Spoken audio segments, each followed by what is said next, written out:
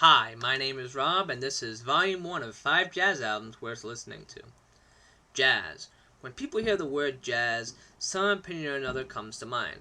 Some people are old enough to have enjoyed jazz in its heyday, some enjoy the genre today, some think it's a dead genre, and some believe the ones listening to it today are pretentious people with vinyl record players. Whatever your opinion of jazz and those who listen to it might be, it still remains that the genre itself is timeless and has a lot of great music to offer for old and new fans alike. The following 5 albums are 5 jazz albums that are worth listening to in my opinion. Any hardcore fan of the genre likely has listened to all of these albums multiple times and probably owns some of them. But this first post about the genre is more directed to casual fans and newcomers. All of the following albums can be found on Spotify, Amazon, YouTube, and of course at your local CD store. So without further ado, number 1, Miles Davis, Kinda Blue. First released on August 17, 1959, Kinda Blue is a legendary album that transcends jazz and is widely considered to be one of the greatest albums of all time. From its opening notes for So What, Kinda Blue forever changed the jazz landscape and influenced artists of all genres with this masterpiece of music. Putting forth modal jazz, where parameters are set for improvisation as opposed to giving the musicians a complete score, Miles Davis created something magical with a legendary album. The entire group on the album is excellent, but not too many albums can say they have 4 legends, aka John Coltrane on tenor saxophone, Julian Cannonball Adderley on alto saxophone, Bill Evans on piano, and of course Miles himself on trumpet, who played together beautifully. The must-listen-to track on Kinda Blue is So What. Number 2, John Coltrane, A Love Supreme. First released in February of 1965. John Coltrane created one of the most spiritually enriching albums to ever exist with A Love Supreme, an album that's focused on spiritual purity. Coltrane mixed hard bop, otherwise known as bebop or blues, with other influences such as gospel, and free jazz, to create something that no artist could match since. The album sees Coltrane at arguably his peak powers on the tenor saxophone, under nobody's shadow, and playing some of the most raw music he had ever written. A Love Supreme is broken up into 4 parts, and each one is worth listening to repeatedly. From the opening gong and acknowledgement, A Love Supreme reaches a place where few, if any, artists have reached before or after. The must-listen track on A Love Supreme is Part 1, Acknowledgement.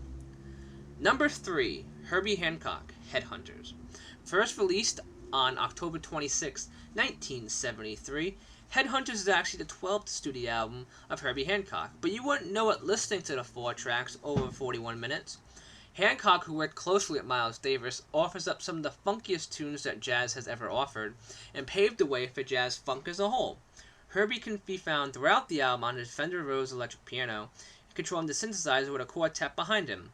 The track Watermelon Man actually uses blowing into a beer bottle in the opening of the track, and it's amazing to hear what Herbie and his group were able to do when they re-recorded this piece.